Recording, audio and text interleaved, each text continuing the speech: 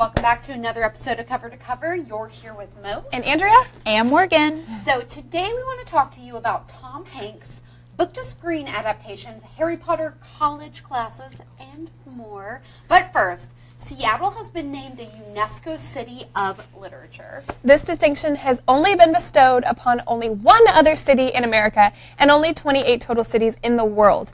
To meet the criteria, each city makes a commitment to developing a shared network strategy, fostering the exchange of information, encouraging global partnerships, and promoting creativity and culture. Are you guys excited for this distinction, and what do you guys think about this, and what would you like to see on the list? I feel like it's such a huge deal, right? If you lived in Seattle, wouldn't you feel so bougie today to be from this UNESCO literature city? It's Basically, so cool. yeah. Anytime I meet someone from Seattle now, I'm definitely going to test them on their I live literature in knowledge. Seattle. I'm a UNESCO City of Literature. Yeah. But I mean, what other cities? You've been to Georgia, and I feel like they've got some bookish towns. You've told me about some of them. So what do you think? have you been to Decatur? I know you spent some time over there because you live in North Carolina. Decatur is a city that borders on Atlanta, and it's a very bookish town. They have a really big bookstore there called Little Bookshop of Horrors, I think, and it's so cool. And they have this huge festival every year with tons of authors from all around the world. So that'd be a great bookish city to be on this list. I wonder if people flock, because I mean, honestly, who doesn't have the dream of working in a really cool little indie bookshop in a town like this? You know what I mean? So I wonder if people flock to cities like this after learning that they're on the UNESCO book list. I would think so. I mean, I would definitely add this to my lineup just because of that. So that's a good reason. What's the other city in the United States? I saw it. It was somewhere in Wisconsin, or it was some random place. I thought so. Yeah, I was well, I've never heard of that, but that's really cool for them.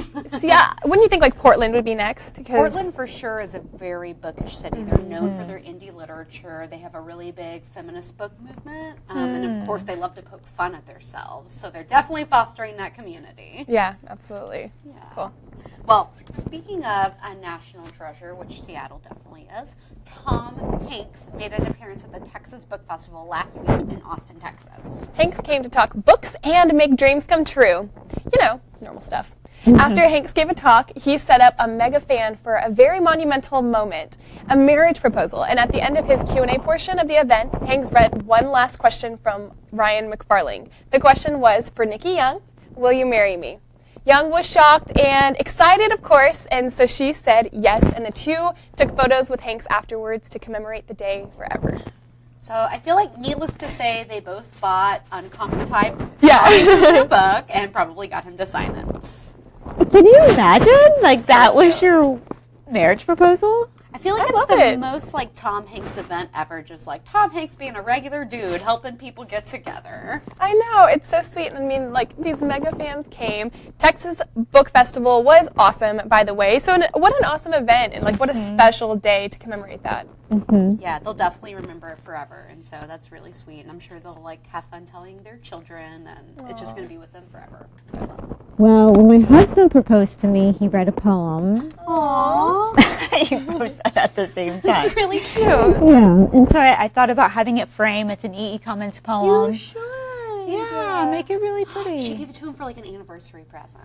Yes. I've thought about it. I thought about it today, doing a painting or something with the poem on there. That's really sweet. Absolutely. So, gentlemen, take note. Literature works.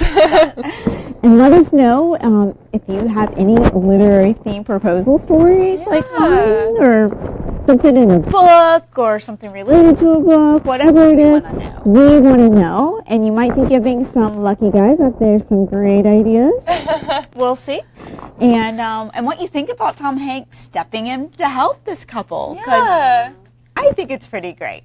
And while you're writing those comments, we're going to take a quick break. And when we get back, we got more news for you, so stay tuned.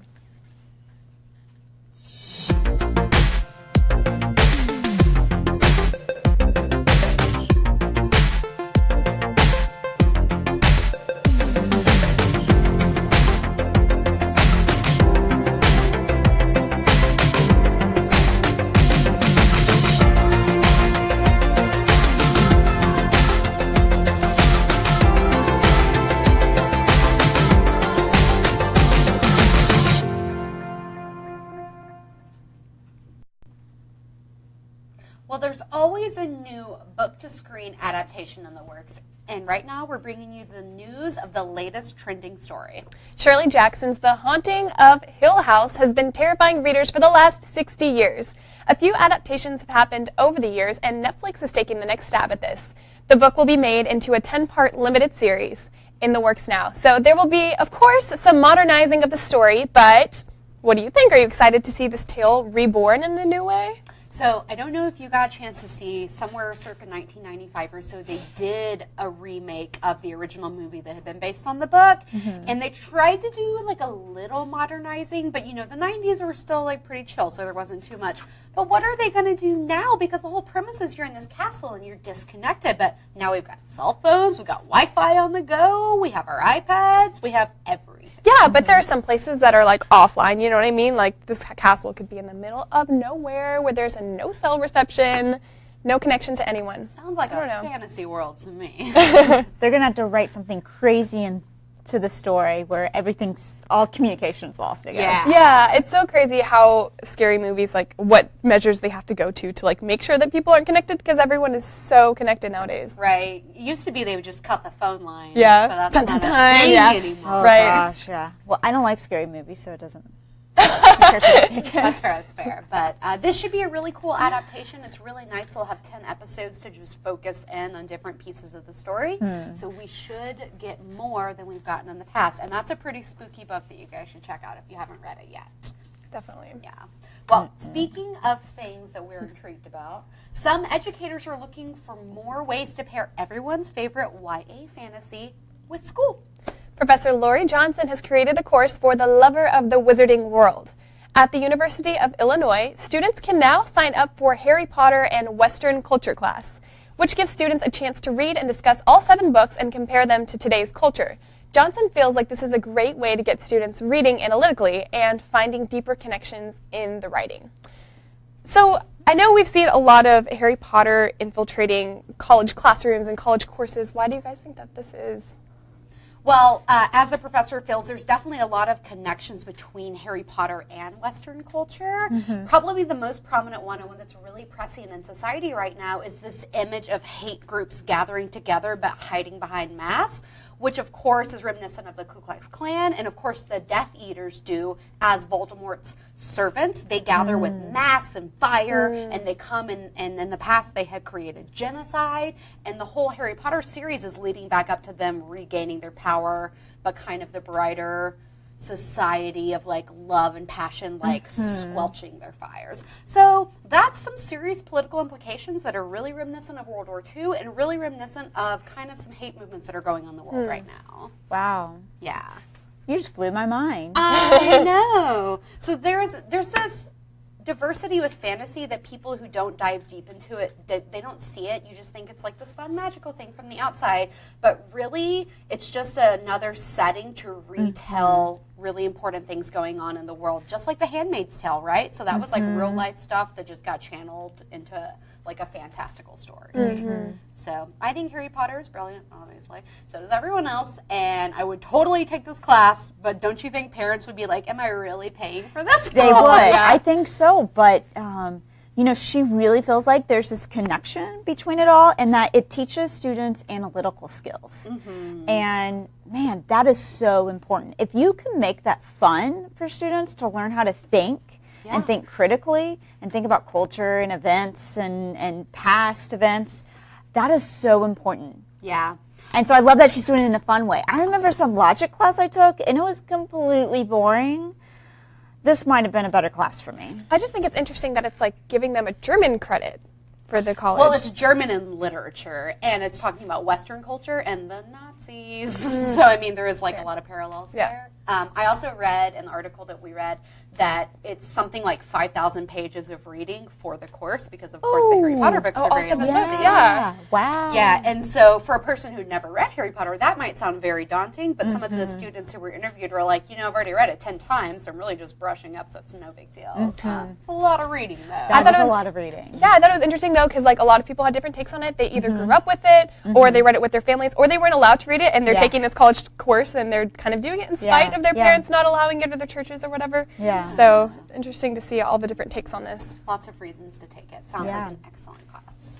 Well, and we know that books are constantly serving as inspiration for movies, scholastic classes, and so much more. But what about the influence of books on music? There's a new song out right now that's based on a book created by international pop star Sam Smith. 6-time Grammy nominee Sam Smith recently opened up about the inspiration behind his new song titled Hymn from his latest LP. The British singer said the song was inspired by the text Holding the Man, which explored the story of two men who fell in love at their all-boys Catholic school in Australia during the time of the AIDS epidemic. The pop singer says, "I hope that this song will maybe touch someone who needs it." So I think it's really interesting because we talk a lot about banned books and, you know, sheltering students from certain things, but in a lot of young people's worlds, like a book like this is so important. You know what I mean? Mm-hmm. What do you guys think? Yeah, I mean, it's really just one more reason why parents shouldn't restrict the sort of things that they let their children read based on content, because, you know, what if he hadn't been allowed to read this book because it covered AIDS and homosexuality, and that was certainly taboo for a time. You know, he never would have been touched in the same way and kind of transformed himself, and coming out is such a big deal, and he talks a lot about that. He's very outspoken. So literature is a great way to introduce people to cultures around the world and different perspectives from that of their families, because you really gotta open your bubble, make it a little bigger. Right, yeah. Whether it's something that you relate to or someone, you know, that you know who's relating to this thing for you to better understand what they're going through. And you never know what's going to touch someone, you know? I have a friend that if you sit down and have a deep conversation with them and you start talking about the meaning of life, they're going to go to The Great Gatsby and go to the very last chapter, the very last sentence, and start talking about that. Yes. It just had this profound impact on them and made them really start thinking about life and the meaning of life. And so you never know what's going to do it. Yeah. Which book is really going to touch someone at the right time when they need to hear it. Absolutely, and that's my favorite quotes. That's awesome. Yeah. When I like to think about the meaning of life, I always come back to Monty Python. I like that. I like that a lot. Well, let us know in the comments what you think about all of the literary inspiration today, and also what book has really touched you. Yeah. I'd love to hear that. Definitely. And don't forget to interact with our content on Facebook. Drop those comments so we can bring you more literary news that you guys want to hear about. Well, thank you so much for joining us today. I'm Mo. I'm Andrea. And I'm Morgan. And we will be back on Friday. So until then, keep reading, writing, and being awesome. I know we will. Bye. Bye.